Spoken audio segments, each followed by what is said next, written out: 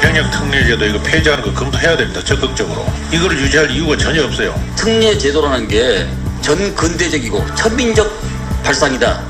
라는 생각을 지울 수가 없습니다. 폐지가 필요한 폐지도 검토하겠습니다. 예.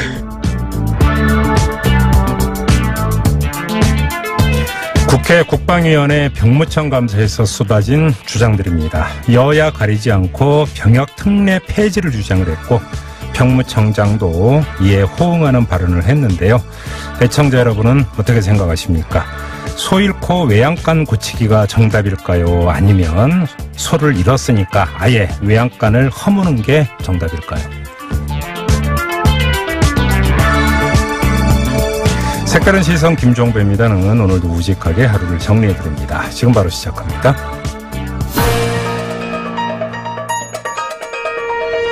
핵심을 놓치지 않는 깊이 있는 뉴스 토크. 곽재훈, 차윤주의 꽉 찬 뉴스. 네, 두 기자와 함께합니다. 프레시안의 곽재훈 기자 모셨고요. 어서 오세요. 네, 안녕하세요. 차윤주 프리랜서 기자 모셨습니다. 어서 오세요. 네, 안녕하세요. 자, 이번에 차윤주 기자 좀 열어주시죠. 주요 뉴스는요. 네, 코스피가 오늘 2.5% 지수라면 55포인트 내린 2106포인트로 마감했습니다. 장중 한때 심리적 지지선이 2100선 밑으로 떨어지기도 했는데요. 코스닥 지수도 3% 넘게 하락해 719포인트로 종료됐습니다. 미국 금리 상승과 이로 인한 달러 강세 등이 시장을 흔드는 리스크로 지목되고 있습니다. 네, 그리고요. 네, 통계청이 오늘 상반기 고용 실태 자료를 발표했는데요.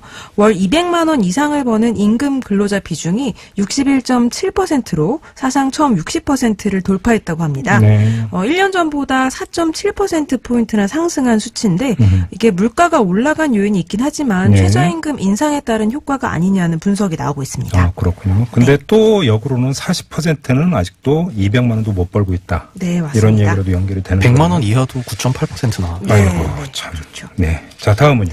네, 법원과 수협이 노량진 수산시장 그 옛 시장에서 네. 상인들이 점유 중인 자리와 부대 편의시설 강제 집행을 시도했습니다. 네. 신시장 이전을 거부하는 상인들과 민주노점상 전국연합회 회원 등 500여 명이 2시간가량 대치한 끝에 4차 강제 집행 시도는 결국 중단됐습니다. 이 갈등이 계속되고 있네요. 네. 네, 평행선일 거네요, 그러면. 네. 네, 알겠습니다. 자, 곽재훈 기자는요? 네, 오늘 국회 환경노동위원회에서 조명래 환경부 장관 후보자 인사청문회가 열렸는데요. 예. 뭐 위장 전입, 다운 계약서 등 주로 도덕성 그 의제 집중이 됐습니다. 조 후보자는 이 위장 전입과 다운 계약서 의혹에 대해서 공직 후보자에 맞지 않는 사려 깊지 못한 당시의 행동에 대해서 사과드린다면서 고개를 숙였습니다. 예. 또 차남의 증여세 관련 논란에는 증여세를 3개월 이내에 납부해야 한다는 사실을 처음 알게 됐다며 그래서 뒤늦게 납부했던 거라고 해명했습니다. 네. 그 밖에 공직자 시절 SNS에 좀 정치적 편향성이 담긴 내용을 올렸다는 부분에 대해서도 사과를 했고 예. 특히 2살인 이 손자가 2천만 원 예금을 갖고 있는 걸로 알려지면서 물론 이게 증여세 대상은 아닙니다만 네. 뭐 차비로 준 걸 모았다 이렇게 해명한 것에 대해서 여야 의원들이 뭐 이재용 아들이냐 그래도 액수가 너무 많다 이런 잠깐만요. 식도 있었습니다. 2살짜리인데 차비로 2천만 원 먹었다고요? 한국 나이로는 3살이죠. 2016년생이니까요. 3살이 대중교통 이용합니까? 차비 주게? 그러니까 용돈을 모은 거라는 뭐 그런 취지의 해명이었던 것 같습니다. 그래요? 한편 오늘 청문회는 오전에 시작하자마자 이 야당 의원들이 자료 제출이 미비하다면서 항의해서 20분 만에 정회되는 등 파행을 빚기도 했습니다. 아무튼 그럼에도 불구하고 국정감사에 좀 묻힌 감이 없지 않아 있죠? 네. 네. 자, 그리고요. 네, 오늘 문재인 대통령이 국무회의를 주재하면서 평양 공동선언과 군사 분야 합의서 이 비준안을 의결했고요. 이어서 오후에 바로 비준까지 했습니다. 네. 문 대통령은 보수 세력의 반발을 의식한 듯 한반도의 완전한 비핵화를 촉진시킬 것이라고 이 비준의 의미를 강조했는데요. 네. 반면 자유한국당에서는 이 두 합의서는 막대한 예산과 국가 안보에 직결되는 내용을 담고 있어 국회 비준 동의가 필수적이라며 반발했습니다. 자, 이 문제는 뭐 여야가 좀 강하게 지금 충돌하고 있는데요. 잠시 후 3부에서 여야 의원 차례로 연결해서 입장 들어볼 계획입니다. 자, 그리고요. 네, 그 공공기관 채용비리 그 가족 채용 문제로 불거진 이 네. 의혹에 대해서 국정조사를 그 야3당이 추진하고 있는데요. 네. 이에 대해서 정의당이나 민주당 일각에서 강원랜드도 하자 이렇게 주장하는 데 대해서 한국당, 바른미래당, 이 보수 야당 쪽에서 모두 코를 외쳤습니다. 이 김성태 한국당 원내대표는 네. 이 기자들의 질문에 강원랜드도 당연히 포함된다면서 할 수 있다는 입장을 밝혔고요. 네. 바른미래당 김관영 원내대표도 정의당 주장대로 이 강원랜드도 충분히 포함할 수 있다 이렇게 말했습니다. 그러면 뭐 정의당 같은 경우는 이제 국정조사 대열에 합류할 수도 있다 이렇게 전망을 하는 게 맞겠네요. 네, 야사당이 되는 거죠. 예, 민주당만 남았네요. 그러면 알겠습니다. 자, 주요 뉴스 한번 쭉 훑어봤고요. 이번엔 꽂힌 뉴스로 가죠. 차윤주 기자.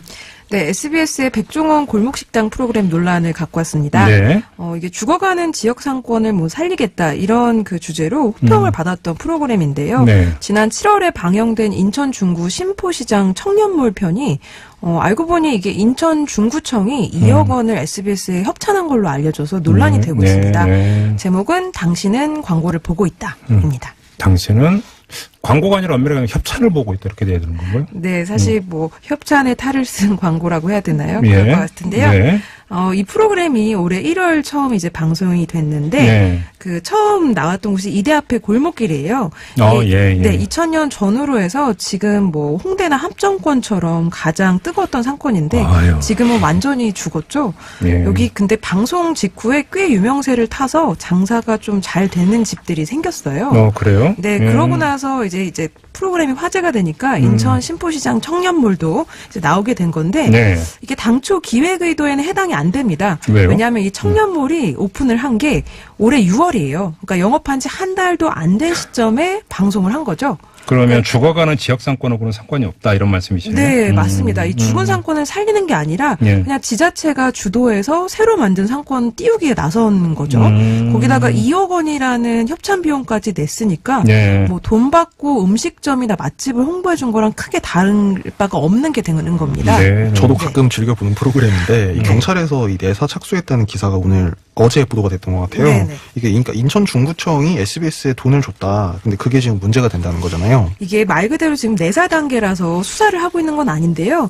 그 내사는 지금 현행법에 뭐 저촉되는 부분이 있는지 보는 거잖아요. 그렇죠. 그래서 문제가 있으면 수사로 전환이 될 텐데 네. 아직 어떤 혐의를 적용할 수 있을지는 단정하기 어렵고요. 네. 이 가능성이 높은 건 방송법 100조라고 하는데 네. 이게 뭐 협찬을 받으면 고지를 해야 하거든요. 근데 그 규칙을 위반한 거에 대해서 어떻게 이제 그 제재할 수 있는지 나오는 그러면 만약에 입건이 돼서 수사가 시작이 된다면 수사의 대상은 인천 중구청이 아니라 네. SBS 둘 다 될 수 있을 것 둘 같습니다. 다. 네. SBS는 협찬 고지 네. 그 의무를 위반했다 이렇게 되는 네, 건가요? 지금 네. 우선 경찰이 그 자료를 내놔라 내사를 하면서 했던 게 이제 중구청 쪽에다 자료 제출을 요구한 거거든요. 네. 그래서 어느 쪽이 이제 뭐 피의자라고 해야 되나요? 하여튼 이건이 될지는 정확히는 봐야 될 것 같고. 네. 근데 다만 SBS는 이제 신포시장 청년몰 말고 다른 지역 지자체로부터 협찬을 받은 사실은 없다고 밝힌 상태입니다. 이건 그 프로그램이 그렇다는 것 같고. 네. 근데 최근에 보면 뭐 협찬 뭐 이런 얘기들이 방송계 쪽에서 좀 들리긴 하는데 네. 그런 사례가 많이 좀 있나요? 네, 이게 그 최근 5년간 방송사 매출 현황을 보면 이 광고는 주는데 협찬은 급증하는 경향이 상당히 눈에 띄거든요. 그래요? 네, 지상파 3사랑 종편 4사 이 매출 현황을 보면요. 네. 특히 종편이 뚜렷합니다. 2013년 기준으로 해서 방송 3사 그 광고 매출을 더한 게 총 1조 5천억 원이에요. 네. 근데 이제 5년이 지나서 작년에는 1조 원으로 줄었거든요. 많이 줄었네. 3분의 예. 2로 줄은 거죠. 예. 근데 협찬은 오히려 2천억 원이었던 게 2,400억 원으로 한 20% 늘었고요. 네. 이 종편은 같은 기간 협찬 매출이 240억에서 1,600억으로 7배나 늘었습니다. 예. 그러니까 매체가 많아지면서 뭐 직접 혹은 간접 광고가 줄어드는 대신에 이 협찬이라는 이름의 일종의 강적 광고는 늘고 있는 잠깐만요. 거죠. 그러니까 협찬만 7배가 는 게 맞는 이게 데이터 맞아요? 네, 이게 맞아요? 방통위에서 공개한 자료인데요. 네. 네, 정확합니다. 네. 그러면 7배이고 5년 사이 7배는 또 엄청난 증가율 아닙니까? 네, 이게 협찬의 특성 때문인데요. 네. 사실 그 뜻은 굉장히 좋은 단어예요. 국어사전을 찾아보면 뭐 힘을 합해 돕는다. 그리고 뭐 어떤 일 따위에 재정적으로 도움을 준다. 이게 정의거든요. 사전적으로. 십시일반의 원조는 십시일반이 협찬의 원조죠. 사실은 따지고 보면. 맞습니다. 네, 네. 근데 이게 정상적인 광고 매출과는 다르게 네. 이게 음성적인 부분이 분명히 있어요. 그래서 이 업계 내에서조차 이걸 블랙마켓이라고 부르기도 하거든요. 이게 사실상의 광고인데 이 광고보다 규제가 훨씬 느슨한 그 협찬으로 이제 규제 사각지대가 일종의 존재하고 있다는 거죠. 네. 그러니까 광고는 방송사들이 대행사를 끼고 이제 집행을 해야 하고 또 단가도 공개돼 있어요. 네. 그리고 또 매출이 발생하는 만큼 방송통신발전기금이라는 걸 일종의 세금 같은 거 방통위에 내거든요. 이제 근데 이제 협찬은 일종의 자유시장처럼 돌아가고 있거든요. 그래도 협찬 고지는 하게 돼 있지 않나요? 네, 그게 이제 시행 규칙으로 사실 정해져 있는데, 네. 제작에 필요한 경비나 물품을 협찬받았으면 그걸 알려야 한다는 거예요. 그러니까 우리가 프로그램 보면 말미에 협찬해가지고. 네, 네, 맞습니다. 뭐 이렇게 뭐 자막은 아니고 뭐랄까 네. 그 브랜드 노출시켜주고 이런 거 있잖아요. 네, 네, 그게 그게- 고지잖아요. 그러니까. 네네, 상세히 규정이 돼 있는데, 네. 예를 들면 뭐 협찬한 상호나 명칭을 반드시 시청자한테 알려야 하고, 네. 뭐 고지 시간은 얼마고, 자막 크기는 얼마인지까지 다 돼 있습니다. 네. 그런데 이제 다만 노골적인 광고 효과를 줄 수 있는 프로그램을 만들면 안 된다. 뭐 이런 규칙들이 쭉 있어요. 네. 이게 그 문제는 아까 이제 자유시장처럼 돌아가고 있다고 말씀드린 게 이 협찬은 광고주랑 직거래를 하거든요. 네. 단가를 책정하는 기준도 없어요. 그리고 아까 말씀드린 방송통신발전기금도 안 내거든요. 네. 요 매출에 대해서. 그래서 업계에서는 이 협찬을 두고 이 판도라 상자다. 이 뚜껑을 열면 방송사는 물론이고 언론계 전반이 다친다.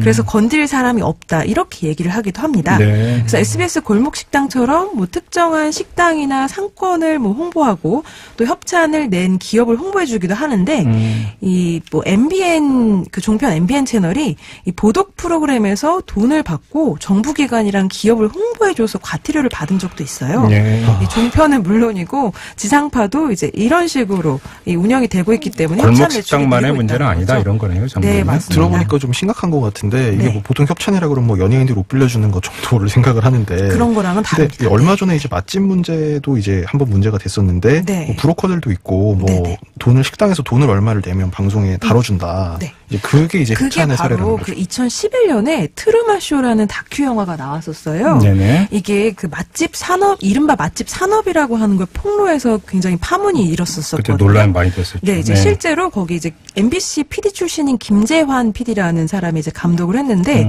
이 1,000만 원을 내고 SBS 생방송 투데이나 뭐 MBC 찾아라 맛있는 TV 이런 지상파 프로그램에 나오는 걸 보여줍니다.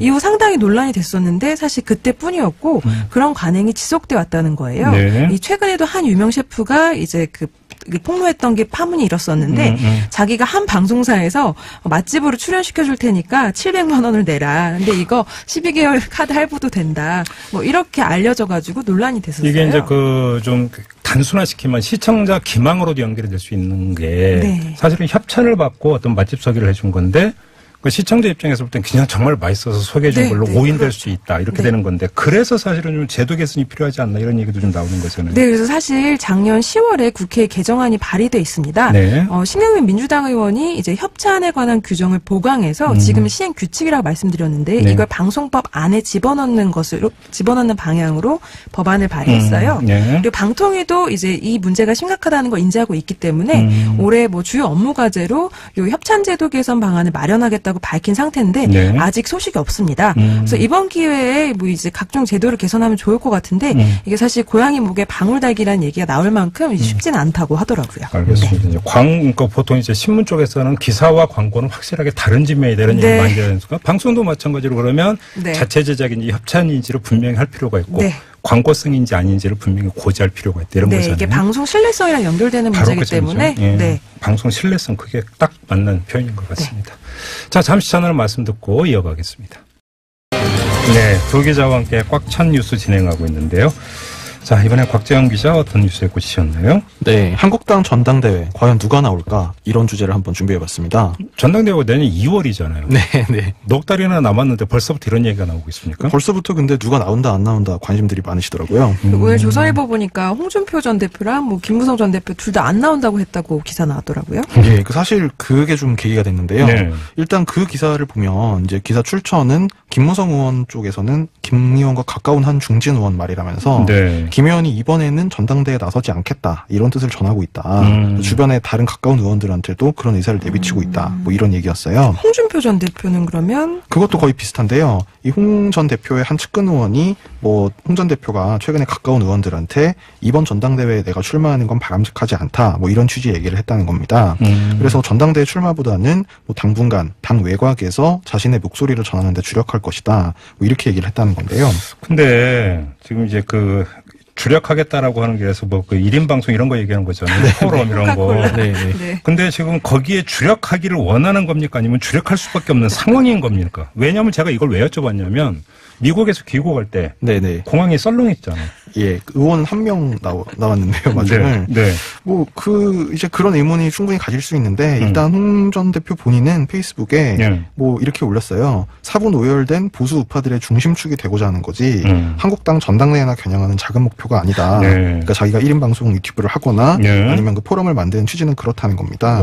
근데 뭐 사실 꼭 과연 그게 전부일까? 뭐 좀 의심이 되긴 하죠. 아무튼 근데 그 당 대표보다 보수의 중심을 꿈꾸면 꿈은 더 큰 거잖아요. 그렇죠. 근데 아무튼 자 아까 이제 조선일보 보도 얘기를 했는데 좀 전화 좀 돌려보셨어요? 뭐라고 들하던 거예요? 그 공항에 마중 나간 한 분하고는 제가 통화를 못했고요. 네. 그 홍 전 대표가 귀국하신 이후에 뭐 만났다는 의원이랑 한번 좀 물어봤는데 일단 그분 얘기로는 자기는 이제 홍 전 대표랑 만나서 얘기를 할 때 뭐 그런 안 나갈 것 같은 그런 단정적인 인상을 못 받았다고 해요. 그래요? 그러니까 뭐 그렇다고 그럼 나갈 것 같냐? 그렇게 물어봤더니 그것도 아니고 뭐 정확하게 나간다 안 나간다 뭐 잘 모르겠더라. 그러니까 확실하게 마음을 정한 인상은 아니더라. 이렇게 얘기를 하더라고요. 그래도 아직 이게 친홍이라고 부를 수 있는 분들이 많진 않지만 서너 명 있긴 있지 않나요? 예, 뭐 그래서 여기저기도 물어봤는데 뭐 대부분 잘 모르겠다. 그리고 뭐 좀 눈에 띄는 반응은 이런 것도 있었습니다. 그분이 안 나간다고 했을 리가 없는데.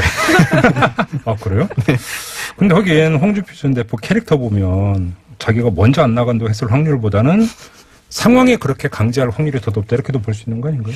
예, 뭐 상황이 그렇게 돼서든 아니면 뭐 정말 본인이 보수의 중심이 되고자 하는 의지가 너무 확고해서든 뭐 아직 좀 시간이 많이 남았으니까 단정하긴 이릅니다만 아무래도 이번 전당대회에는 좀 출마하지 않을 가능성이 높은 게 아닌가. 페이스북에 쓴 글도 있으니까 좀 그런 생각이 드네요. 그러니까 이제 당 안에서 그러니까 당 대표 출마를 반기지 않는 사람이 절대 다수인 건 그건 맞는 것 같습니다. 그러니까 네.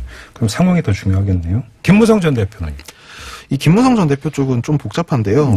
그 좀 전에 뭐 제가 직접적으로 표현하지 않았습니다만 일단 홍준표 전 대표와는 달리 이제 주변에 좀 김무성 전 대표를 여전히 따르는 이제 그룹이라고 할까 정파는 여전히 있긴 있습니다. 이른바 무대계.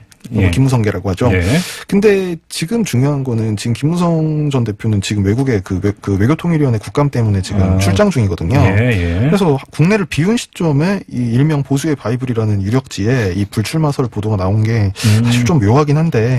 그래서 좀 가까운 의원한테 전화해서 물어봤더니 뭐 잘 모른다. 지금 해외 나가 있지 않느냐. 뭐 물론 그런 반응도 있었고 다른 의원 얘기는 현재는 말씀드릴 수 있는 게 없다. 지금 김 전 대표는 여러분들을 만나서 의견을 듣고 있고 아직 입장을 정했거나 그래서 뭘 뚜렷하게 말할 수 있는 단계가 아니다. 이렇게만 설명을 하더라고요. 그러니까 듣기로는 그러니까 김무성 전 대표는 아직 결정을 못 내린 것 같고 이런 기사가 나올 때 이제 잘 보면 주변에 요 사람 안 나왔으면 좋겠는데 요런 의도를 갖고 이제 흘려가지고 뭐 언론 플레이어는 네. 그런 경우일 수도 있는 건가요? 뭐 그런 의심도 완전히 접을 수는 없는데 이제 예를 들면 좀 그 전당대회 이전의 변수들이 좀 있긴 있습니다. 그러니까 예를 들면 당장 12월에 그 한국당 원내대표 선거가 있거든요. 근데 여기에 지금 유력 후보로 거론되는 분들 중에 보면 이른바 복당파들이 많습니다. 김무성 전 대표 가까운. 그러니까 그게 김무성계랑 완전히 일치하진 않는데 정치적 행보를 같이 하면서 이제 비교적 그 교집합이 굉장히 크거든요.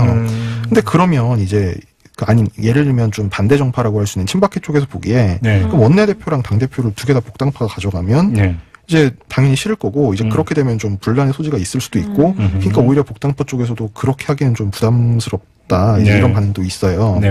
그리고 지역으로 보면 김무성 전 대표 같은 경우에는 지역구가 부산이잖아요. 그렇죠. 근데 또 이제 원내대표 뭐 유력 후보로 거론되는 사람들을 보면 뭐 아까 복당파가 많다 그랬는데 또 지역으로 보면 TK, PK가 많습니다. 예. 영남으로? 예. 네. 그러면 또 원내대표 당대표를 다 영남에서 하냐. 그럼 뭐 이게 완전 영남 정당도 아니고 이제 수도권에서 의원들이 좀 해야 된다는 거죠. 이제 그런 이제 당내 상황이나 역학관계를 고려했을 때 좀 잠깐만, 수도권 그 얘기하면 그래서 황교안, 오세훈 이런 사람들의 이름이 거론되고 있는 겁니까? 그러니까 그 조건에 딱 맞긴 하니까 네. 이제 과연 이게 우연일까 아니면 좀 어떤 잘 기획된 어떤 그림이 있는 걸까 네. 이게 좀 궁금해지는데요. 사실 뭐 최근에 언론에 이른바 뭐 빅5라면서 그러니까 주요 차기 대선주자 5명 이제 네. 정해가지고 한국당 초선들이 초청해서 토론회를 하겠다 이런 보도가 나왔는데요. 네. 뭐 이 중에 보면 뭐 유승민 지금 바른미래당 의원이라든지 뭐 무소속 원희룡 제주지사 같은 경우에는 현재로서는 사실 올 확률이 별로 없어 보이고 네. 그러면 남는 게 방금 말씀하신 황교안 전 총리 그리고 오세훈 전 서울시장 그리고 네. 김태호 전 경남지사 요 정도거든요. 네. 이제 그러면 이제 방금 말씀하신 대로 어떤 원내대표 선거라든지 이후 당 안에서 이제 권력 그 구조를 어떻게 정리할 거냐 이런 것까지 좀 염두에 두고 이제 누군가 그림을 그리고 있는 건 아닌가 좀 알아볼 필요가 있어 보입니다. 그러니까 누군가 그림을 그리고 있는데 본인들은 아닐 가능성이 있죠. 왜냐면 아직 넉 달이나 남았기 때문에 결심하기는 아직 빠르고. 강제 불출마. 아 본인이라고 하면 김무성 전 대표도. 근데 이제 그러면 그 그림을 그리는 게 제3자라고 한다면 안 나와줬으면 하는 네. 이런 바람은 나올 수가 있다. 이런 얘기로 정리를 할 수도 있겠네요. 알겠습니다. 자, 꽉찬 뉴스 오늘 이렇게 마무리하고 인사 나누겠습니다. 곽재영 기자, 차윤지 기자 두 분과 함께했어요. 고맙습니다. 네 감사합니다. 네, 국민 세금으로 명품 백 사고 심지어 성인용품까지 산 곳. 뭐 여러분들도 너무 많이 들으셔서 다 아실 텐데요. 비리 사립 유치원 얘기였습니다. 근데 이런 비리를 저지른 곳이 사립 유치원만이 아니라는 주장이 나왔습니다. 요양원 여러분들 아실 텐데요. 민간 요양원들도 국민의 세금으로 지원을 받고 있는데 그 대표가 골프 치고 나이트클럽 가고 성형외과 가고 자기 차 고치고 여행 가고 이런 주장이 나왔습니다. 반면에 요양보호사들 같은 경우는 정부가 정한 표준 임금도 못 받고 있다 이런 주장도 함께 나왔는데요. 그래서 이 전국의 요양보호사들이 전면 감사를 요구하면서 어제부터 천막농성에 들어갔습니다. 자, 농성 벌이고 있는 전국 요양 서비스 노조 김미숙 위원장 직접 연결해서 얘기 나눠보겠습니다. 여보세요. 여보세요. 예, 안녕하세요, 위원장님. 안녕하세요. 예, 지금 농성 중이신 거죠? 네, 맞습니다. 예, 그러면 이 농성은 무기한 농성입니까? 아닙니다. 저희가 지금 국정감사 기간이고요. 네네. 그리고 지금 장기요양 수가위원회가 지금 열리고 있습니다. 예, 예. 네, 그래서 그 실무회의가 지금 진행 중이고 그리고 전체 회의에서 모든 게 결정이 나는데 네. 그 기간이 10월 초입니다. 그리고 보건복지부가 이제 고시 변경이나 이런 것들을 정리해서 국회에 이제 올리면 법안이 통과가 되면 저희들은 끝나요. 저희들 임금이나 모든 일하는 조건이. 알겠습니다. 네, 그래서 11월 10일까지 농성을 진행하려고 합니다. 알겠습니다. 그 문제는 좀 이따 다시 여쭤보도록 하겠고요. 네. 일단 그 민간 요양원들도 온갖 비리를 저질렀다고 이제 그 폭로를 하셨는데. 네네. 자, 일단 이전부터 여쭤볼게요. 지금 요양원의 운영 시스템을 알아야 이게 비리가 네. 어떻게 저질러지는 건지 그림을 그릴 수 있을 것 같은데요. 일단 이거 좀 설명 좀 부탁드릴게요. 네, 기본적으로 저희 이제 장기 요양 시설이나 센터 같은 경우에는 네. 저희 장기 요양 보험을 내잖아요. 네. 그 보험료로 해서 정부에서 80% 지원금이 나갑니다.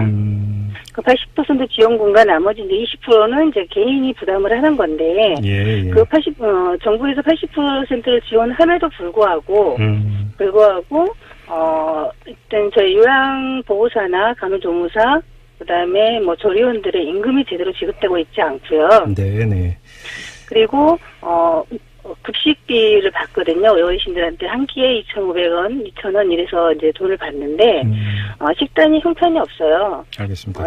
네. 위원장님 좀 하나하나 좀 갈라서 한번 얘기를 해보죠. 그러니까 네. 이 노인 어르신들 같은 경우 이제 중증 질환이나 이런 게 걸리시면 요양 등급을 받잖아요. 1등급부터 네. 뭐 3등급까지가 아마 요양원을 이용할 수 있는 자격으로 알고 네, 있는데 맞습니다. 그게 이제 그 등급에 따라서 정부 지원 비율도 좀 약간 다르지만 평균 80% 정도 네. 이렇게 지원하고 20%는 이제 자기 부담으로 되어 있는데 네. 이 80%의 정부 지원금을 가지고 엉뚱한 데 쓰고 있다 이런 거잖아요. 그렇습니다. 예. 그러면 좀 그 구체적인 사례를 좀 몇 가지 말씀해 주세요. 어떤 그 비리가 있었던 겁니까? 임금을 제대로 지급하지 않는 건 기본인 거고요. 예. 보건복지부에서 표준임금이라고 해서 각 직종별로 해서 인건비 비율이 있습니다. 네. 그 인건비 비율대로 인건비가 지급되지 않고 있고, 그리고 어르신들의 식비 가지고도 유용을 많이 하고 있고요. 네. 대부분이 그 임금을 제대로 지급하지 않으면서 그 돈 가지고 대부분이 이제 유흥비로 많이 쓰여진다라고 유흥비요? 합니다. 네네. 유흥비라고 하면 구체적으로 뭘 말씀하시는 거예요?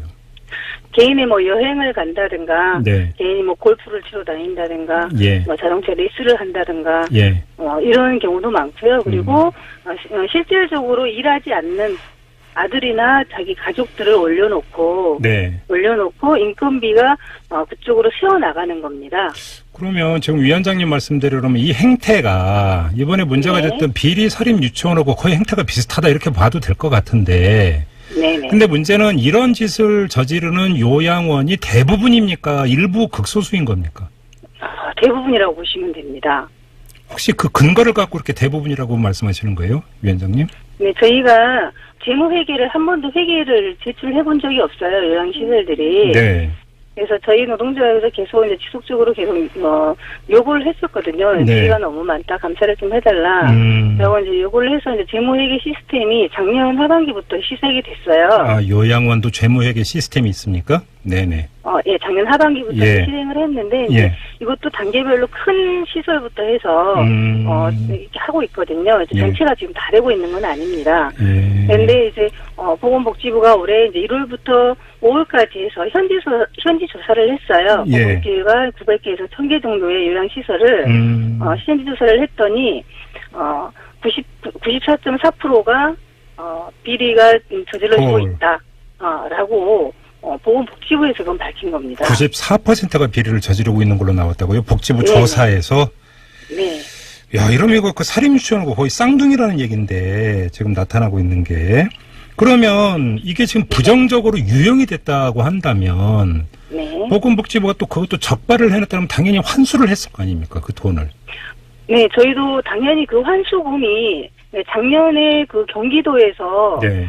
감사를 해서 네.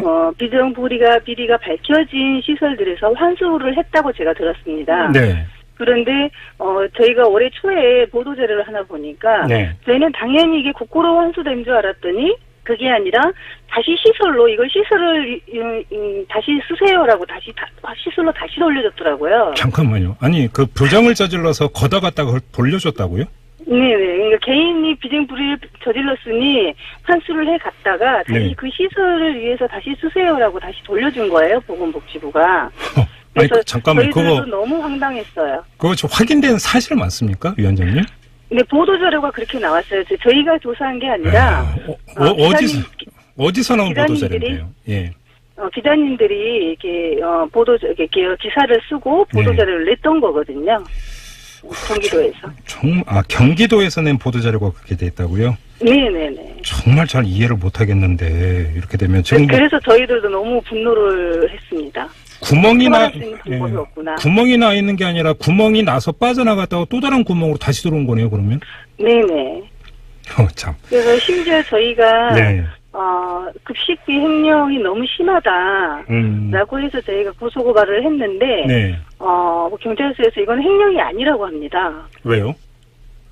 개인 돈이래요. 보호자가 원장한테 줬는 돈이기 때문에 그건 개인 돈이어서 횡령이 아니라고 합니다. 그렇군요. 알겠습니다. 뭐 대충 그림이 그려지는데요. 지금 위원장님께서 지금 제기했던 문제가 표준 임금이 있는데 이제 요양보호사분들, 요양원에서 일하시는 요양보호사분들한테 이제 줘야 되는 임금의 이제 표준 금액을 얘기하는 거잖아요. 네, 보건복지부가 기본 8시간에 요양보호사들의 교배가 올 한 달에 네. 222만 5천 원이라고 네. 정했어요. 기본 임금이. 네. 근데 그건 이제 기본 8시간을 말하는 건데, 네. 거기에는 저희 이제 퇴직 적립금과, 시설 원장이 내야 되는 4대 보험료, 그리고 네. 저희들이 내야 되는 4대 보험료가 포함되어 있는 금액이에요. 아, 예. 그걸 빼면 190만 원 정도가 됩니다. 실수령액이 190만 원 정도 돼야 되는데, 네, 기본금이 190만 원이 돼야 된다는 거예요. 그렇죠. 8시간만 딱 일했을 경우에 한정을 해서. 네, 그런데 그렇습니다. 얼마 받으세요? 근데 실제로는? 최저시급을 받고 있습니다. 157만 3,770원. 그러면 거의 지금 그 30만 원 넘게 지금 뗀다는 얘기인데. 네, 보건복지부에서 현지 조사에서 예. 본인들이 보건복지부에서 밝힌 거예요, 그것도. 근데 떼는 그래서 명목이 바꾸니까. 뭐예요? 그러면 이 요양원 시설을 운영하는 사람들이 이걸 떼는 이유가 내거는 이유가 있을 거 아닙니까? 명목. 네, 표준임금은 보건복지부에서 정해져 있으나 네. 이게 강제성이 아니에요, 공고거든요. 아. 그래서 시설장들은 근로기준법 위반만 하지 않으면 되는 겁니다. 아, 그러니까 표준임금이라고 하는 게 강제 의무사항이 아니라 이 정도 주면 좋겠다라는 권고사항이다 이 말씀이시네요.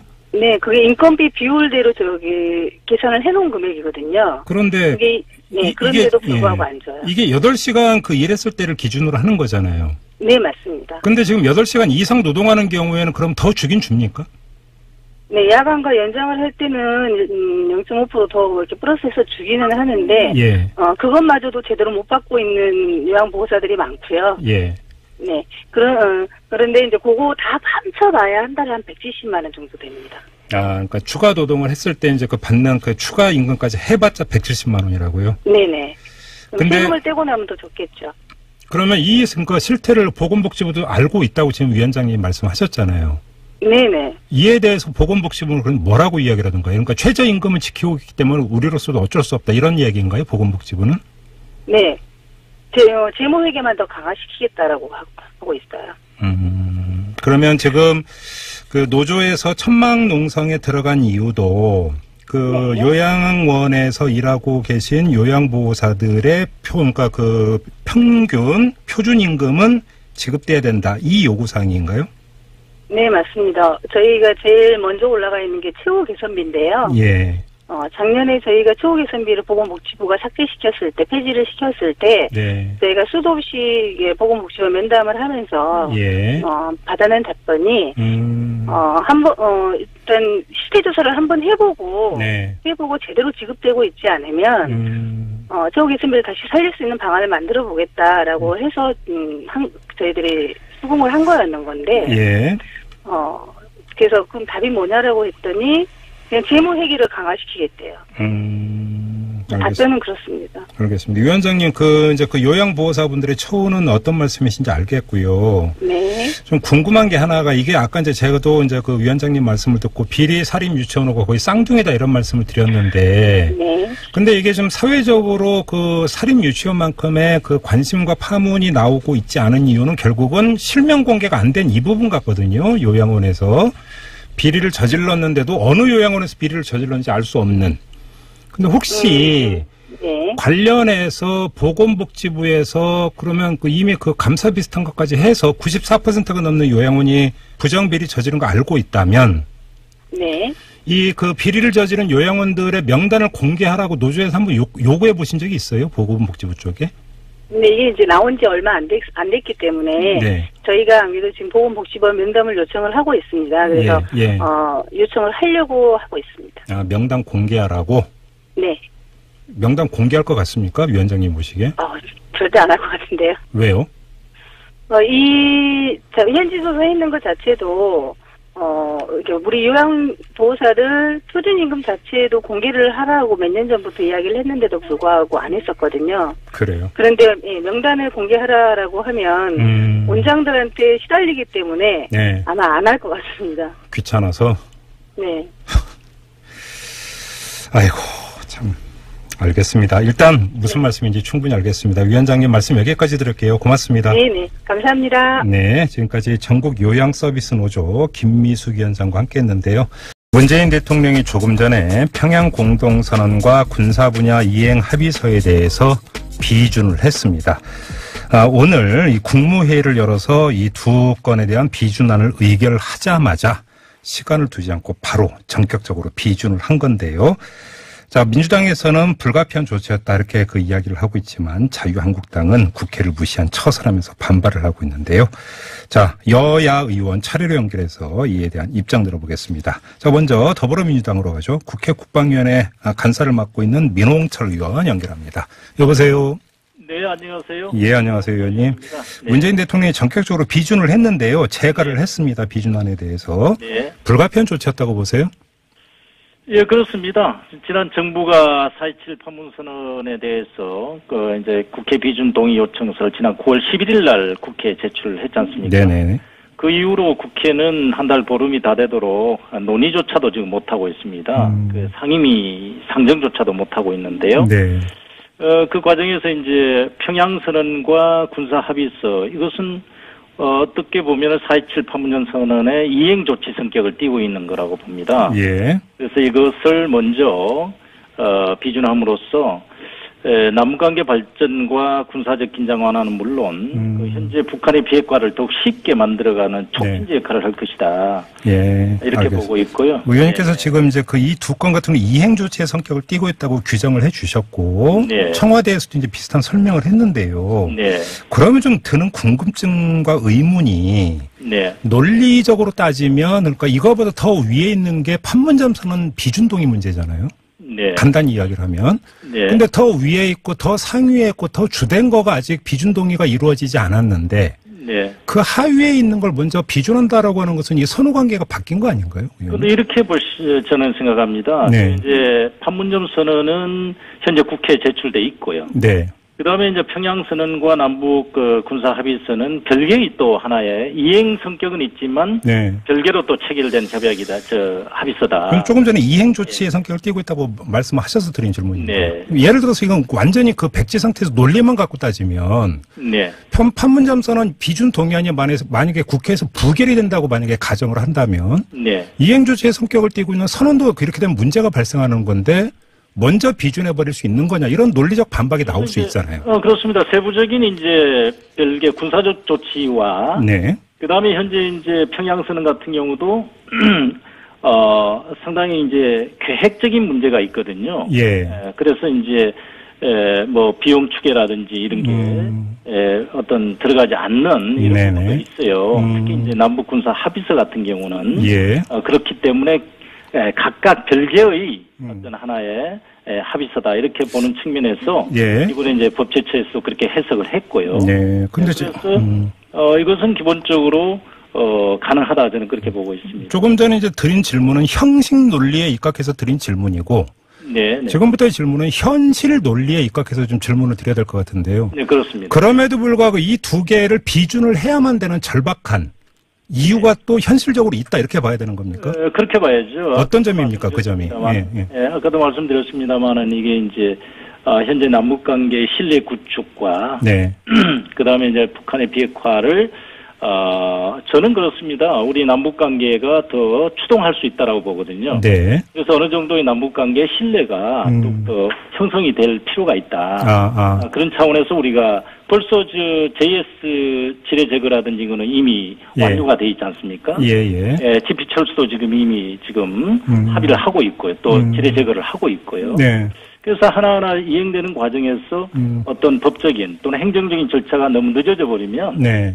기왕에 이루어진 초보적인 신뢰관계조차도 네. 이행되지 않는 그런 결과가 되면은 큰 틀에서의 남북관계의 어떤 개선이나 네. 북한의 비핵화에도 결코 바람직하지 않다. 이렇게 저는 알겠습니다. 아무튼 문재인 대통령이 재가를 함으로써 이 평양 공동선언과 군사분야 이행 합의선이 그러니까 그 비준이 이루어진 거고 쉽게 말하면 이제 그 외국과의 조약에 대해서 국가원석을 최종적으로 결재하는 게 비준이잖아요. 그렇습니다. 네, 그러니까 이거에 대한 이제 법적 효력이 발생을 했다고 치고요. 된 건데. 자, 이렇게 그 두 개의 비준이 이루어졌습니다. 그러면 여기에 상응하는 북한의 조치도 있게 되는 겁니까? 어떻게 되는 건가요? 네, 그렇죠. 이제 원래 헌법 제60조에 따른 비준은 저는 아니라고 봅니다. 네. 그는 이제 나라와 나라 사이의 비준이고요. 그건 조약의 경우 말씀하시는 거죠? 남북 관계는 나라와 나라 사이가 아니거든요. 특수 관계로 되어 그래서 특수한 관계로서 남북 관계 발전법이라는 법이 있습니다. 네. 거기에 규정되어 있는 절차를 지금 이행을 했다. 예. 그렇게 해석이 돼야 또 법제처도 그렇게 지금 해석을 하고 있고요. 네. 예. 그래서 뭐 주권 제약의 문제라든지 뭐 이런 문제는 아니고요. 네. 그리고 특히 이제 군사 합의서 같은 경우는 중대한 어떤 재정적 부담을 지우는 그런 행위는 아니다. 이렇게 지금 해석도 됐고 저도 그렇게 판단을 하고 있는 것이죠. 아무튼 그 비준이라고 하는 법적인 절차를 지금 우리는 그러니까 거친 것 아니겠습니까? 네. 그러면 북측 같은 경우도 거기에 준하는 이 두 개에 대한 법적 절차를 거치게 되는지 이걸 여쭤본 겁니다. 그래서 이제 그것은 이제 북한에 또 아마 내국적인 절차법이 아마 있을 겁니다. 네네네. 그 자체로 왜냐하면 비준을 한 어떤 협약서나 조약은 공고를 하고 국내법적인 절차에 의해서 효력이 발생하고 또 그 문서를 또 교환하도록 돼 있죠. 네네. 네네. 그래야 이제 완전한 효력이 발생하는. 알겠습니다. 이제 본질적인 문제는 판문점선언 비준 동의안 처리 문제인데요. 네. 어떻게 전망하세요? 그래서 현재 여야 간에 상당히 이제 저희 여당 입장에서는 대외적인 문제, 특히 남북 관계에 있어서는 여야가 따로 없이 협치를 해서 이것을 지원을 해줘야 된다라고 해서 현재 설득을 좀 하고 있는 것입니다. 그래요. 혹시 자유한국당에서 입장 좀 변화 조짐을 좀 보이고 있습니까? 현재로서는 뭐 여전한 것 같아요. 그래요. 예. 알겠습니다. 그럼 바로 자유한국당 의원 연결해서 입장 들어보고요. 의원님과의 말씀 여기서 마무리하겠습니다. 고맙습니다, 의원님. 네, 감사합니다. 네, 지금까지 더불어민주당의 민홍철 의원이었고요. 자, 바로 자유한국당으로 가겠습니다. 역시 국회 국방위원회 간사를 맡고 있는 분인데요. 백승주 의원 연결하겠습니다. 여보세요. 예, 안녕하십니까. 경상북도 구미의 자유한국당 백승주 의원입니다. 네, 국감 때문에 많이 바쁘시죠? 예, 조금 바쁘게 보내고 있습니다. 네, 근데 아무튼 오늘 그 두 개가 비준이 이루어졌습니다. 어떻게 평가하세요? 매우 유감스럽게 생각을 합니다. 네. 이게 부속 합의서거든요. 네. 이게, 이번에 그 평양선언은 판문점 선언에 좀 부속적인 성격이 있고, 군사 합의서는, 그 선언의 부속 합의서인데, 지금 판문점 선언을 국회에 비준 동의를 요구하고 있지 않습니까? 예. 진행 중에 있는 상황인데 교착 국면이 있지만 그래서 약간의 편법으로 법제적 의견을 앞세우고 또 통미 국무회의를 통해서 의결을 하고 이제 곧 제거하면 문서의 효력이 발생하도록 했는데 이거는 조금 전체적으로 국회와 국민 특히 야당 입장을 전혀 고려하지 않는 일방적인 조치로서 매우 유감스럽다 이렇게 말씀드리지 않을 수 없습니다. 의원님께서 지금 편법이라는 표현을 쓰시는데 그렇게 성격 규정하시는 겁니까?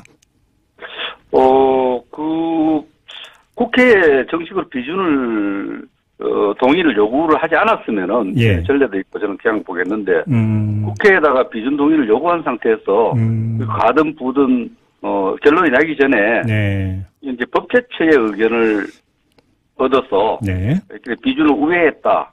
원래 요구를 우회해서 이렇게 한 부분에 대해서 편법적이라고 표현을 했습니다. 그러면 의원님께서 보시기에 이런 편법을 쓴 또 다른 속사정이 있다고 보시는 겁니까?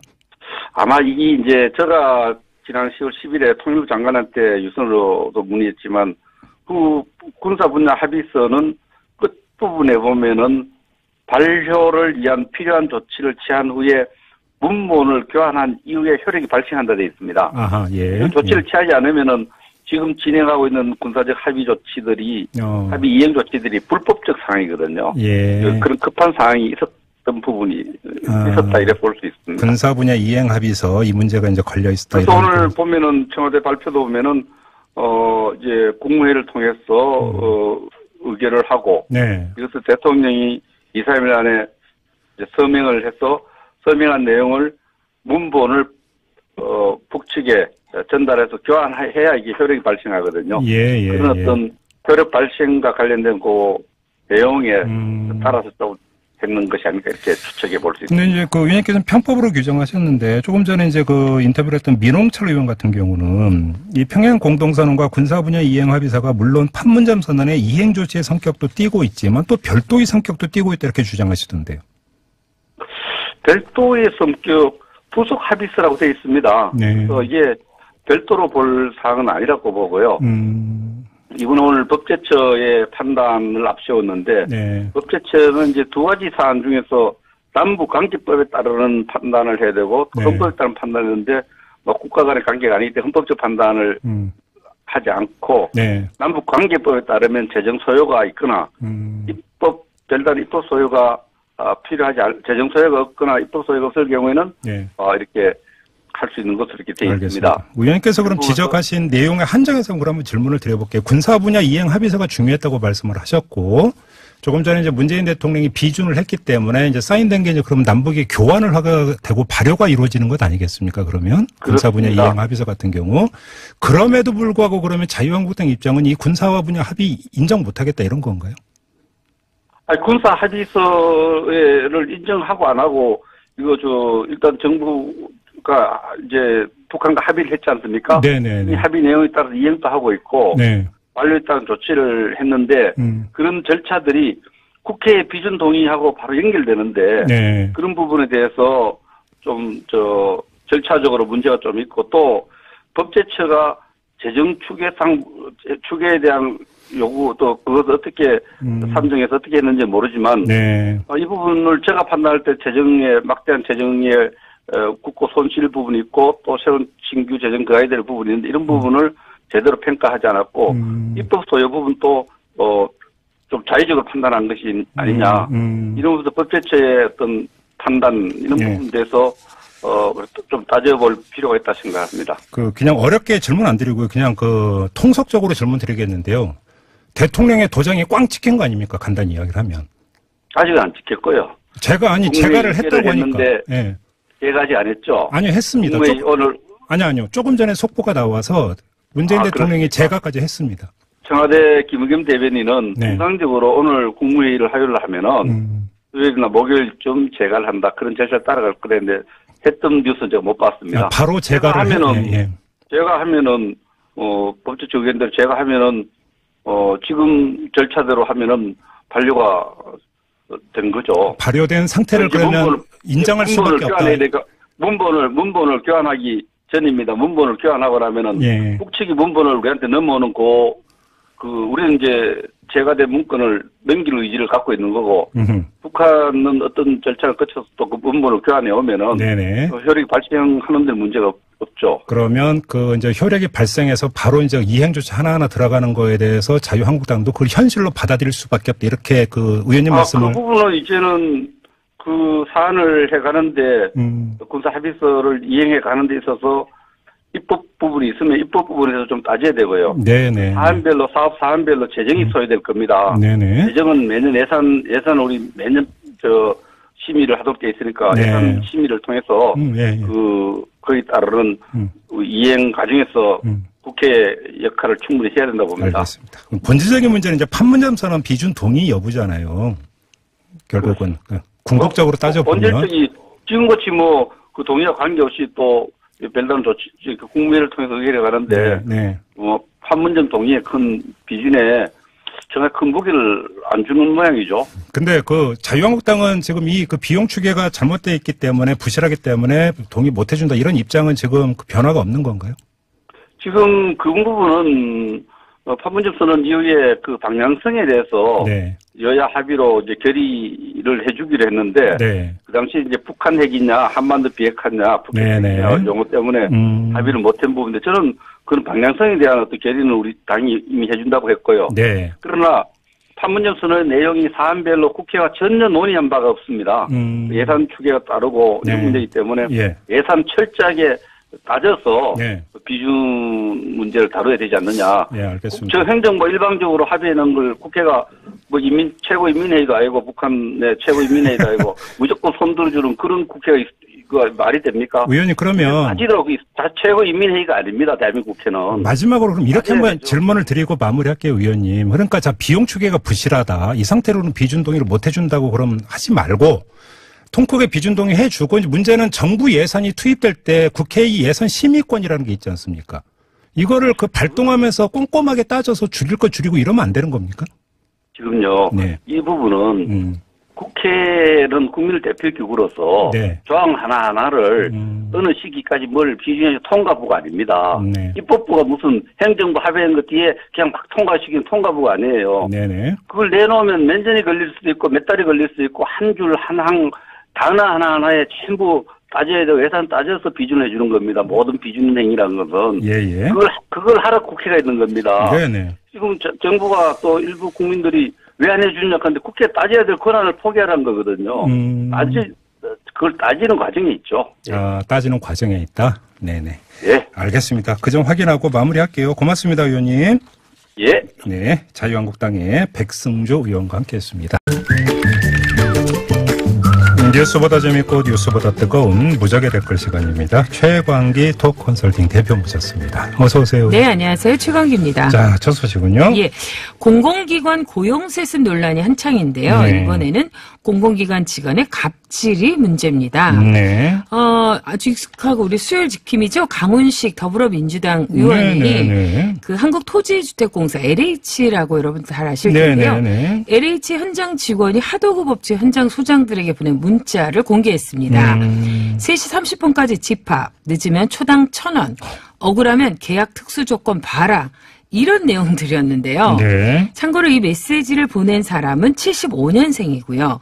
현장 소장 2명은 아버지 뻘인 50년생, 59년생이었습니다. 아, 예. 이 LH 직원은요, 하청업체 현장 소장들에게 이런 갑질성 메시지를 보냈을 뿐만 아니라 네. 회식을 빙자해서 대접을 받기도 했는데요. 네. 업체들과 6번의 회식을 했는데 5번의 비용을 업체들이 부담했습니다. 네. LH공사는 이제 자체 감사해서 이 사실을 적발했는데요. 이 자리에서 이 직원은 편안한 분위기 조성을 위해서 농담한 것이라고 해명했습니다. 네. 그리고 LH는 이 직원에게 감봉 1개월의 솜방망이 징계를 했다고 하네요. 댓글로 바로 가보죠. 네. 네. 제이오 별별님께서는요. 혼자면 재밌으면 그게 농담이가 이런 얘기를 해주셨습니다. 오, 촌철살인 같은데. 그렇죠. 네, 네. 에리스비오 별별님께서는요. 재미로 저런 걸 한 거 보니 갑질 제대로 부렸네. 네. 이런 얘기 해주셨고요. 네. HSI 별별님께서는요.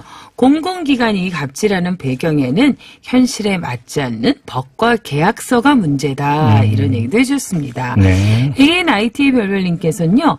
갑질하면 출세했다고 생각하는 문화가 지금의 구조를 만든 것 같다. 네. 이제라도 바꾸자. 이런 얘기 해주셨습니다. LEYG 별별님께서는요. 빙산의 일각 아닐까요? 좀 더 깊이 파헤쳐봐야 할 듯 이런 얘기를 해주셨네요. 야, 아까 초당 1,000원이라고 그랬죠? 그렇죠. 늦으면 초당 1,000원. 그 1분이면 6만 원? 그렇죠. 10분이면 60만 원? 굉장히 계산이 빠르시네요. 제가 돈은 좀 예민해가지고. 네. 이게 뭐 하는 짓입니까, 진짜. 아유, 네, 진짜. 네. 근데 강훈식 의원이 또 이렇게 일을 국정감사 잘하고 있으니까 또 기분이 좋네요. 네. 내일 보면 또 칭찬해줘야겠어요. 네. 자, 다음으로 가죠. 네. 오늘 하루 종일 실시간 검색어 1위를 장식한 트로트 가수 한사랑 씨에 대한 소식을 준비했습니다. 네. 한사랑 씨가 이렇게 이제 주목을 받는 이유는요. 네. 어제 전에 열린 대종상 영화제에서 발생한 일종의 방송 사고 때문인데요. 네. 영화 이 남한산성의 작곡가 겸 피아니스트인 류이치 사카모토가 이번 대종상 영화제에서 음악상을 수상했는데요. 네. 사카모토 씨의 대리 수상자로 한사랑 씨가 나섰기 때문입니다. 네. 영화 남한산성 제작사 대표가 이제 대리 수상을 위해서 자리에서 딱 일어났는데 네. 한 씨가 이미 무대 위에 올라와 있었던 거죠. 그리고 트로피를 받으면서 제가 대신 나왔습니다. 저는 가수 겸 배우 한사랑입니다. 축하드립니다. 라고 인사를 했는데요. 네. 이 생소한 인물이 이제 깜짝 출연을 하니까 다들 어떻게 된 일인지 궁금하지 않았겠습니까? 네네. 한 씨는 한 언론과 인터뷰에서 루이치 사카모토라는 사람은 들어본 적도 없다라고 말했습니다. 이거 어떻게 된 일이에요? 예, 그러면서 대종상 주최 측의 한 간부가 전화를 해서 대리 수상을 부탁해 갑작스러웠지만 알겠다고 했고 방송 펑크가 날 것이 걱정돼서 당일 시상식장에 갔다고 밝혔습니다. 아니, 보통 대리 수상 아는 사람이 오는 거죠. 그렇죠. 근데 이분 입장에서도 부탁을 하니까 간 거였던 거죠. 다행히 이제 트로피는 영화 제작사 측에 전달이 됐는데요. 네. 영화제 측과 생방송을 담당한 이 방송사의 불안정한 소통 때문에 이런 사고가 났다는 지적이 계속되고 있습니다. 황당한 사건이네. 황당한 사건이에요. 네. 댓글도 DONG 별별님께서 이런 댓글 남기셨어요. 내년엔 내가 나가야지. 이러면서 김종배 씨도 나가시고 저도 어떻게 나가야 될 것 같아요. KMSK 별별님께서는요. 네. 대종상의 대자가 대리수상의 대인 듯 이런 얘기도 해주셨습니다. TW11 별별님께서는요. 그냥 트로피 빠른 배송으로 붙여줘라. 바로 받아보게 이런 얘기도 해주셨어요. 해외 배송이네. 빠름 이게 더 빠를 것 같아요. EUNJ 별별님께서는요.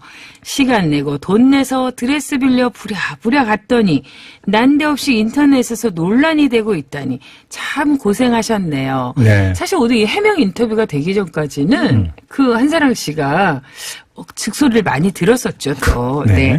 DNGK 별별님께서는요, 그나마 음악상은 돌려받았는데, 기사 보니 조명상도 생판 모르는 남이 올라가서 받았는데, 이건 아직 돌려받지도 못했단다. 엉망진창이구나. 이런 얘기를 해주셨네요. 상의 권위가 떨어지네. 그러니까요. 한마디로 그런 거 아니겠어요? 대한민국을 대표하는 영화제고 축제인데요. 뭐 그런 일은 없겠습니다만 혹시 제가 상 탈 일이 있으면 대리 수상할 기회를 드릴게요. 제가 가서 잘할게요. 꼭 상이나 한번 받아보시면 어떨까요? 그런 일 없을 거예요. 왜 그래서 겸손하게. 이번 연말을 기대해 보겠습니다. 최광기 대표였습니다. 김종배 씨 만세.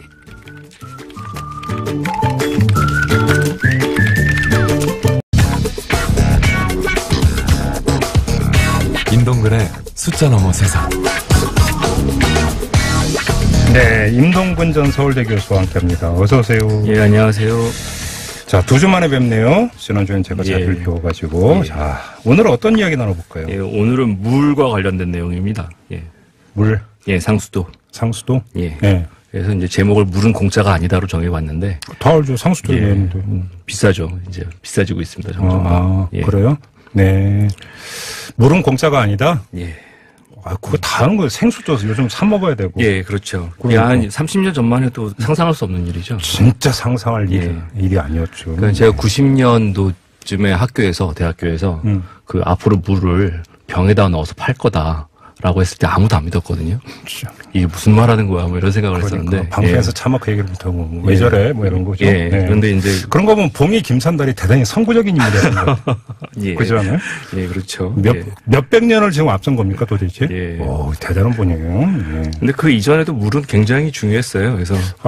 진짜 북청 물정수라고 있었잖아. 예. 물을 원래 팔고 있었습니다, 계속. 그러니까요. 예, 팔고 있거나 아니면 조합 형태로 가거나. 조합? 예, 그래서 이제 동약이라고 했을 때 보통 그 논에 물대는 거 갖고 관리하는. 아니, 수리조합은 있죠. 예. 농촌 같은 경우 하면. 수리조합은 또 역사가 또 달라요.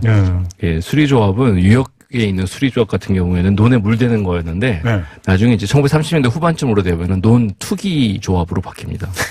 예. 우리 이제 새끼를 여기서 예, 알겠습니다. 그럼 오늘 여기서 물은 상수도를 뜻하는 거죠? 예. 그래서 이제 전반적으로 놓고 보면 우리나라 수자원 총량 중에서 한 40%는 흘러가요. 못 쓰고. 바다로? 예. 강물은 흘러갑니다. 예. 그리고 이제 한 바다로 가는 건 30% 정도 되고요. 그냥 중간에 그냥 사라지는 게 이제 한 40% 되고요. 실제로 쓰는 거는 26%밖에 안 됩니다. 4분의 1 정도 쓰는 겁니다. 하천 수량 중에서? 예. 그러니까 비 오는 것 중에서. 강수에 비 오는 거에서? 그래서 우리나라 총 아무튼 비가 오면 한 4분의 1 정도 쓰고 나머지 한 4분의 3 정도는 이제 사라진다. 흘러간다라고 그 숫자가 많은 겁니까? 적은 겁니까? 굉장히 많이 쓰고 있는 겁니다. 그러니까 내린 비의 20% 정도로 쓰는 거면 엄청 잘 쓰고 있는 겁니까? 예, 25%면은 꽤 잘 쓰고 있는. 그럼 우리나라의 저수 시설이 상당히 잘 돼 있다 이렇게 봐야 되는 건가요? 네, 그렇죠. 예. 그 저수와 관련해서도 굉장히 노하우도 많고요. 예. 보통 이제 논농사 많이 했던 나라들은 대부분 다 잘 써요. 아, 그렇죠. 논도 저수 시절이지. 따지고 보면 그렇죠. 그래서 역사가 깊기 때문에 논 농사를 많이 했던 지역은 아무튼 물을 하늘에서 내리는 물을 갖다가 굉장히 잘 씁니다. 이것도 그 몇 개가 있는데 아무튼 그 물을 갖다 공급을 하는데 이용을 하는데 하천수로 이용을 하는 거는 한 10%밖에 안 되고요. 댐에서 공급하는 게 한 15% 정도 됩니다. 그렇죠. 그러니까 25% 중에서 상당 부분은 댐에서 나온다 생각하시면 돼요. 우리나라 댐이 굉장히 많은 물을 갖다 가다 놨기 때문에 그 댐 물을 잘 쓰고 있는 나라다라고 생각하시면 됩니다. 제가 어릴 때 제 고향 마을이 산 중턱에서 물이 귀해가지고 공동 우물 하나밖에 없었어요. 그래서 어릴 때부터 저는 물지기를 지고 다녔던. 그렇죠. 물이 귀한 걸 저는 알아요. 특히 도시는 더했죠. 판잣집들 같은 경우에는 물 차오면 물 받는다고 굉장히 애를 썼죠. 그렇죠. 맞아요. 그게 보급된 게 70년대 말까지 아무튼 물차가 굉장히 중요합니다. 양동이 들고 나가가지고. 그리고 단수도 굉장히 많아요. 이거는 끝에 얘기긴 한데 요즘도 단수가 있을까요? 뭐 이렇게 얘기를 하면.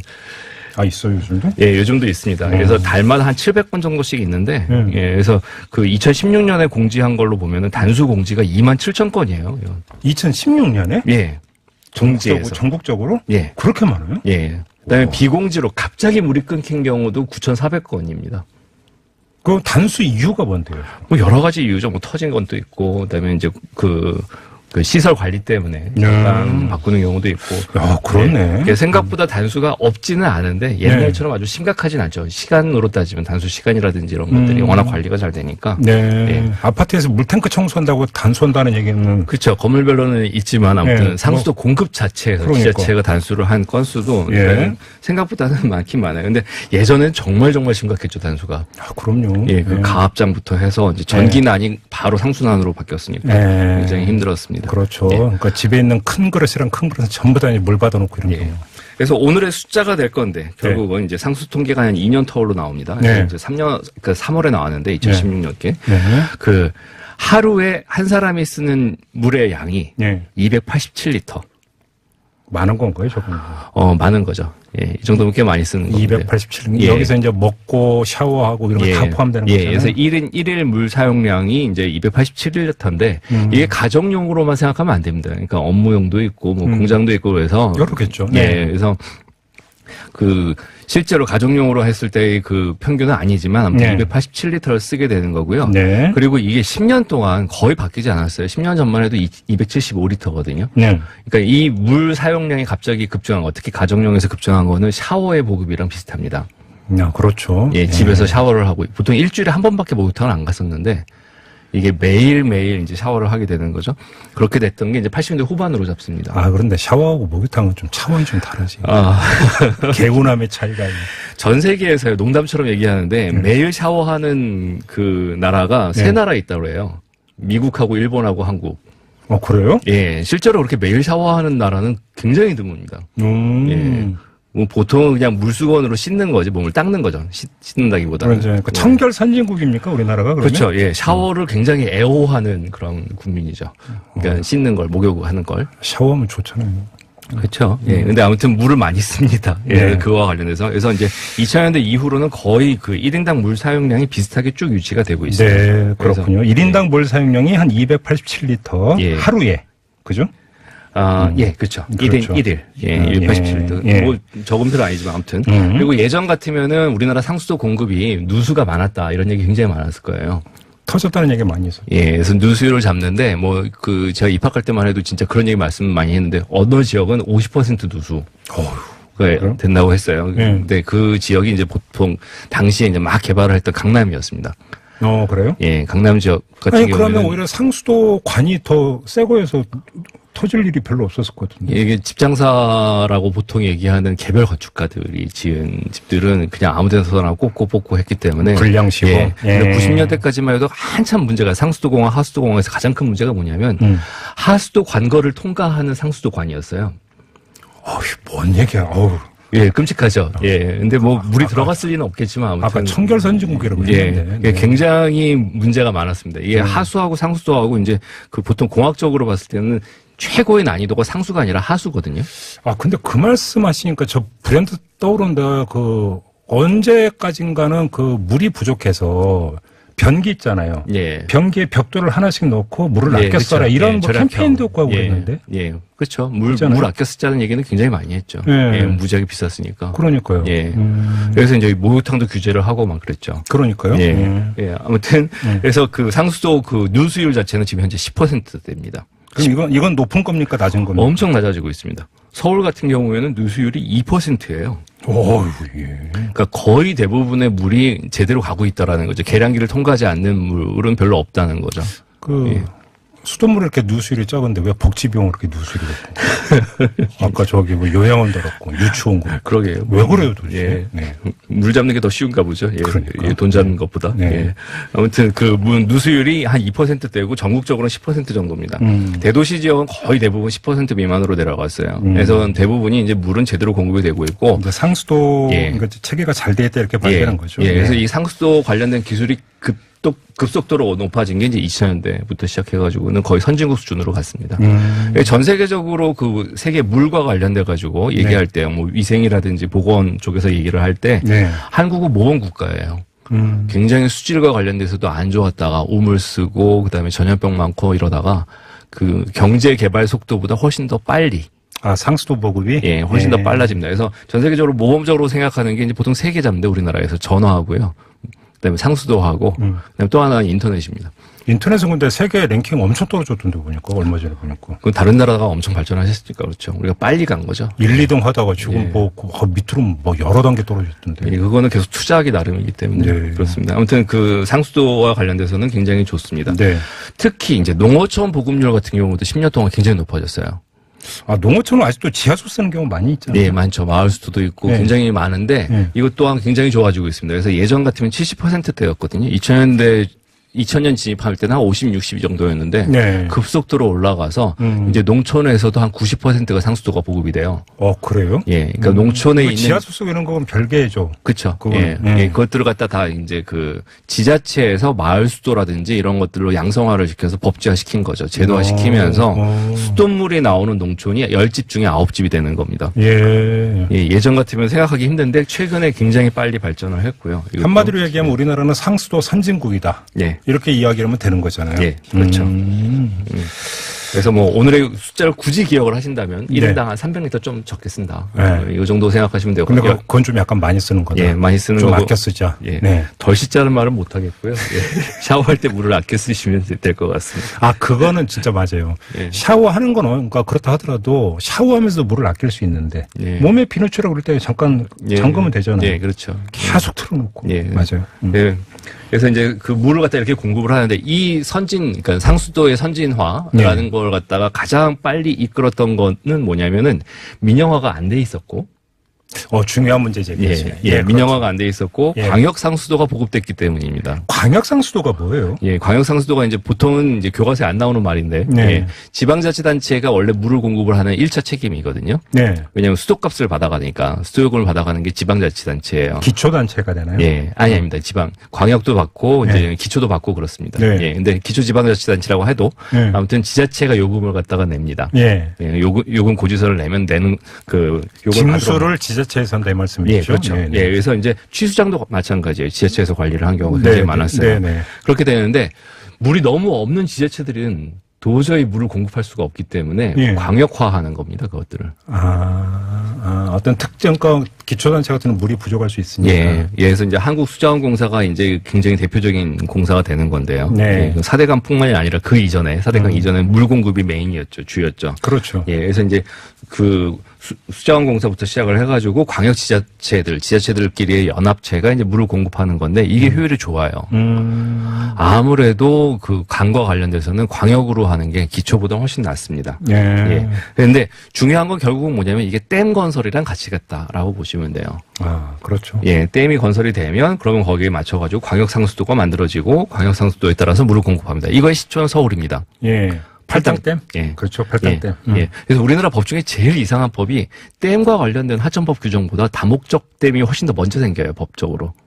그래요? 예. 댐이 먼저 만들어지고 다목적 댐에 대한 법률적인 규정이 생기는 게 아니라 일단 다목적 댐을 만들었고요, 소양강에. 이제 뭐 처음에 이제 너무 크게 시작했다 이거네요. 네, 그렇게 한 다음에 그 다음에 이제 댐을 갖다 하천법으로 해가지고 만들어 놓습니다. 그러니까 규정 자체가 굉장히 특수한 거예요. 왜 이렇게 특수했느냐라고 치면은 그 역사적으로 보면은 이제 구로공단입니다. 그게 이제 그 공단 물 공급하고 상관이 있는 거죠. 그렇죠. 그렇죠. 예, 공단에서 중요한 게 물 공급을 알고 있는 예, 당시 구로공단 했을 때 일본 쪽에서 제일교포가 투자를 할 때 이 조건이 뭐였냐면 전기와 물을 안정적으로 공급해주면 우리 공장 옮긴다. 그렇죠. 라는 거였습니다. 근데 그때 당시에 물은 굉장히 취약했거든요. 아, 그랬나요? 예, 그래서 이제 노량진 취수장도 있고 여러 취수장이 있었지만 거기에 대한 안정적인 공급을 하기 위해서 이제 그 물 공급을 갖다 댐을 갖다가 지었습니다. 그러면서 이제 다목적 댐 나오는 거고 소양을 내오고. 지은 게 팔당댐인가요, 그러면? 아니요, 소양강 먼저 시작합니다. 소양강, 소양강이 최초의 다목적 댐입니다. 그러면서 이제 70년대에 이제 팔당댐이 만들어지면서 그 물을 갖다가 공급을 하는 거죠. 그러면 경기도에서 물을 갖다 뽑는데 이걸 서울 사람들한테 이제 주는 거죠. 그럼 경기도민은 뭐가 되는 거예요? 예, 그래서 광역 상수도를 만든 겁니다. 광역 상수도가 지자체들끼리 그러니까 합쳐서 관리를 한다, 공동으로 관리를 한다라는 거였죠. 그러면서 중앙 정부가 이렇게 관리를 하기 시작했어요, 광역 상수도로. 그러면서 이제 효율적으로 이제 진행이 되기 시작합니다. 굉장히 빨리 진행이 됐습니다. 그래서 이제 그거를 광역 상수도는 그럼 관리 주체가 중앙 정부가 되는 겁니까? 중앙 정부뿐만 아니라 지자체도 될 수 있는데요. 근데 아무튼 그걸 이제 실무적으로 다 하는 게 수자원공사가 됐던 거고. 그렇죠. 댐과 관련된 내용이니까. 그렇게 된 거죠. 예, 그래서 중앙 정부 책임입니다. 이명박 정부가 이럴 때 또 그 민영화 얘기도 잠깐 나오지 않았었어요? 예, 그렇죠. 댐별로 팔고 싶었던 거죠. 그렇죠. 예, 그러니까 팔당댐 통째로 팔고 뭐 이런 식으로 해가지고 이제 댐별로 이제 수도 민영화 그것도 큰 논란거리였었는데. 예, 그래서 이제 그 수도 자체가 우리나라처럼 국영화되어 있는 나라가 그렇게 많지는 않아요. 그런 거 지켜야죠. 예, 많지는 않은데, 신생 국가 중에서는 많은 편이긴 한데, 옛날부터 있었던 나라, 그러니까 역사적으로 물이 워낙 중요했기 때문에요. 그 말씀하시니까 갑자기 제일 궁금해지는 게 우리나라 물값은 싼 편입니까? 비싼 편입니까? 예, 그 다음 내용, 맨 마지막 에필로그 중에 하나인데요. 싼 편입니다. 무지하게 쌉니다. 예. 아, 그래요? 예, 그것도 관련해서 말씀을 드리겠습니다. 요금을 걷는 것. 맨 뒤로 넘기고. 그래서 이제 요금을 걷는 건데, 일단 그 상수도 요금별, 그러니까 상수 용도별 요금 부과량이라고 해가지고 지자체가 이제 그 요금 고지서를 내니까 수도권 내라 고지서를 내는데 63%가 가정입니다. 예. 그러니까 집에다가, 그러니까 주택용이다라고 해서 이제 그 고지서를 발부를 해요. 근데 산업용이 더 많지 않나요, 물은 아닙니다. 아닙니다. 예. 가정이 훨씬 많아요. 가정용이 맞습니다. 전기하고는 좀 다르네요. 예, 가정용이 63% 정도 되고요. 영업용이 한 28%, 30% 됩니다. 업무용하고 그다음에 이제 욕탕용이라고 따로 집계를 해요. 목욕탕? 예, 대중 목욕탕. 예전부터 아주 따로 집계를 했는데 이게 한 1.7% 정도 됩니다. 아, 진짜 궁금한 게 목욕탕 수도요금하고 일반 가정 수도요금이 같아요, 달라요? 아유, 계속 이렇게 추월을 하시면 그냥 바로 넘어갑니다, 그냥. 아, 그것도 있어요? 예, 뒤에 있습니다. 뒤에 나옵니다. 그럼 개봉박도로 넘겨. 예, 바로 얘기를 드릴 수도 있는데 조금만 진행을 할게요. 광역 상수도가 이제 물 사업과 관련돼서 도매업이거든요. 그렇죠, 도매인 거죠. 그러니까 지자체한테 파는 겁니다. 그럼 지자체는 그 물을 사서 가정한테 뿌립니다. 예, 그럼 지자체가 소매점이 되는 거고요. 예, 그렇죠. 예, 서울 같은 경우는 좀 예외예요. 서울은 자체적으로 취수하는 양이 굉장히 많습니다. 예, 자체적으로 하는 게 많은데. 한강 취수원 얘기하는 건가요? 예. 경기도 같은 경우에는 굉장히 많은 부분을 갖다가 삽니다. 광역상수에서. 예, 사가지고 이제 뿌리는데, 이 단가 문제로 90년대 한 번, 2000년대 한 번, 아무튼 그 10년마다 한 번씩 그 지방자치단체하고 정부하고 줄다리기를 갖다가 한 적이 있어요. 오, 그래요? 예, 단가를 올리니까, 예, 댐 건설하고 뭐 하고 관 공사했고 원가 올라갔다면 더 달라 뭐 이런 식의 얘기들이 굉장히 많았습니다. 그래서 물값이 지방마다 정말 천차만별이에요. 아, 같은 동일 요금이 아니었어요? 전혀 다릅니다. 예, 그래서 이제 전국적으로 평균 수도 요금은 1큐빅이라고 하는데 1m, 1m, 1m에서 1톤이라고 생각하시면 돼요. 1입방미터. 예, 톤당 700원쯤 됩니다. 예. 근데 생산 원가는 868원이에요. 그래서 보통 이것들을 갖다 이제 그 현실화율, 요금 현실화율이라고 하는데 이게 80% 정도 수준입니다. 그러니까 흙 파서 장사하는 게 아니라 물 파서 장사하네요. 그래서 물에서 물을 팔면 팔수록 적자예요. 그러니까. 예, 굉장히 그 원가가 높은 거고요. 나머지 것들을 갖다 대부분 다 세금으로 메꾸는 겁니다. 예, 보조금이나 교부세로 해서. 그래서 네. 물값을 올리면 그 굉장히 큰 타격이 있기 때문에. 뭐 공공재니까. 예, 물가에 대해서. 그러니까 물가에 올라가는 전기만큼 굉장히 중요한 이슈가 되기 때문에 물값을 갖다 굉장히 낮췄습니다. 네. 2007년도에 600원이었는데 지금 700원이니까 한 100원 정도 올린 거예요. 10년 동안. 네. 예, 10년 동안 100원 정도 올라갔고요. 예. 그다음에 원가는 150원 넘게 올라갔습니다. 그 사이에? 예. 이제 계속 올라간다 생각하시면 돼요.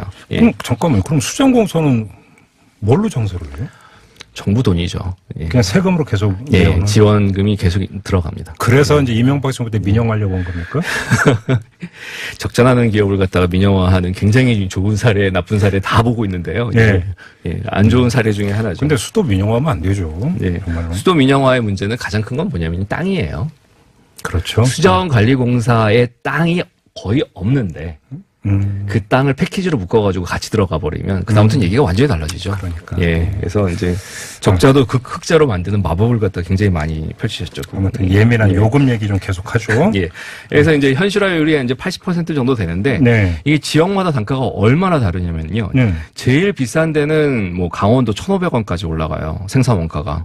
1큐빅에? 예. 근데 대전 원가입니까? 원가? 예. 생산 원가? 예, 생산 원가가. 예. 그래서 이제 그 1,500원 정도 되는데 얼마에 파냐면 870원에 팝니다. 이야, 반값이네. 예, 반값으로 파는 거죠. 서울 같은 경우가 이제 697원이 원가인데 이제 572원에 팔아요. 평균값이니까 이제 뭐 그 업종마다 좀 다릅니다. 야, 밑주고 판다는 게 현실에 있긴 있네요. 예. 예. 굉장히 많이 밑지고 파는 거죠. 예. 그래서 원가가 가장 비싼 곳을 갖다 한번 찾아봤어요. 시군구별로. 네. 의성이 나온다. 경북 의성.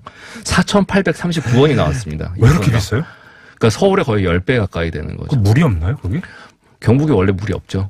예. 와, 상수 공급이. 네. 예. 그래서 이제 가장 낮은 곳이 이제 안산. 강원도 평창도 높습니다. 4,600원 정도 됩니다. 이야. 그러니까 물 1톤을 갖다가 만들기 위해서 지역별로 이만큼 다르다라고 생각하시면 돼요. 그런데 이제 예. 그 집에서 내는 수도 요금은 그러니까 시군구별로 조금씩 다르긴 하지만 편차가 예. 그렇게 크지는 또 않아요. 예, 그렇게 클 수가 없죠. 컸다가 난리가 나니까요. 그러면 예. 그래서 이제 농촌 같은 경우에 특히 강원도 같은 경우에는 산까지 올라가야 되잖아요. 물을 거꾸로 흘려보내야 되는 상황인 거거든요. 그렇죠, 그렇죠. 그러니까 하천은 바닥에 있고요. 그렇죠. 마을은 산 중턱에 있으면 그 국토지리 시간에 배워 예. 무슨 시기라고 배웠는데 네, 올려 보내야 될 거 아니에요, 물을. 그래서 이제 뭐 그 뭐였죠, 그게? 양수댐 말씀하시는 것 같은데요. 예, 산 중턱에 만드는 댐. 예. 국토지리 좀 했. 예, 그 위쪽에 있는 댐에다가 이제 물을 갖다 가둬놓고 이렇게 공급을 하는 건 한계가 있기 때문에 네. 굉장히 많이 들어갑니다. 거기다 면적이 넓기 때문에 네. 예, 그 공급이 훨씬 더 힘들어지는 거죠. 네. 그러니까 1톤을 갖다 움직이기 위해서 파이프 1km 갈 걸 갖다 10km 가야 되는 게 지방이거든요. 그렇죠. 예, 그러니까 굉장히 많은 시설비가 들어가기 때문에 단가가 높습니다. 그렇네요. 지역별로 이제 수도요금은 천차만별인데 예, 문제는 서울은 점점 낮아지고 있다는 거예요.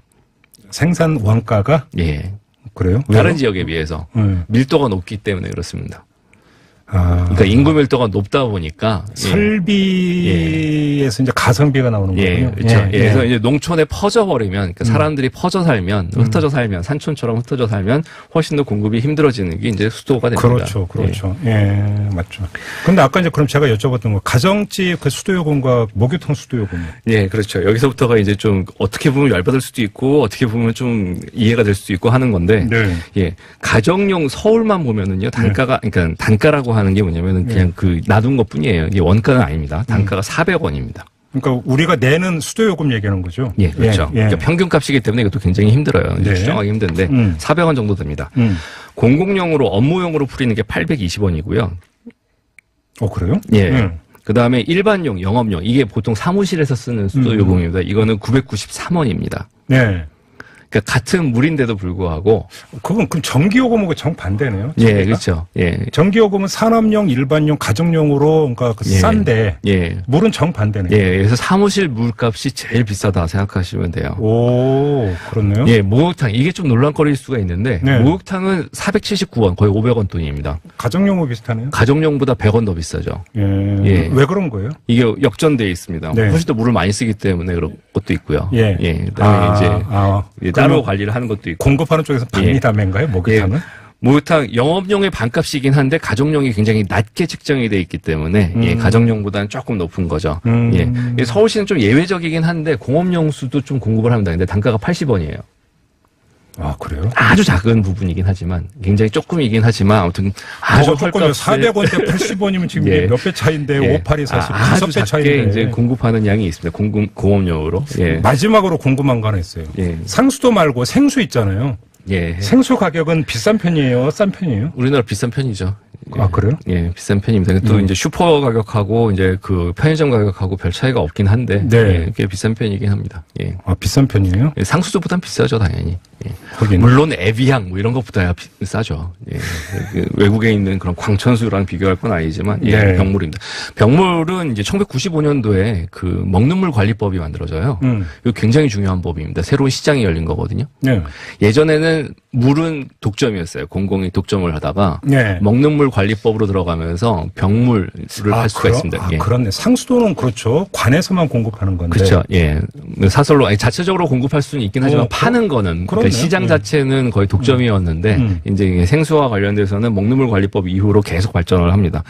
생각보다 많아요, 이 양이. 예, 생각보다 이 양이 많아가지고 지금 현재 시장 규모를 7,800억 원으로 잡고 있습니다. 물 팔아서 한 8천억 정도 되는데. 생수 시장이? 예. 먹는 물? 예. 근데 문제는 이게 점점 올라간다는 거예요.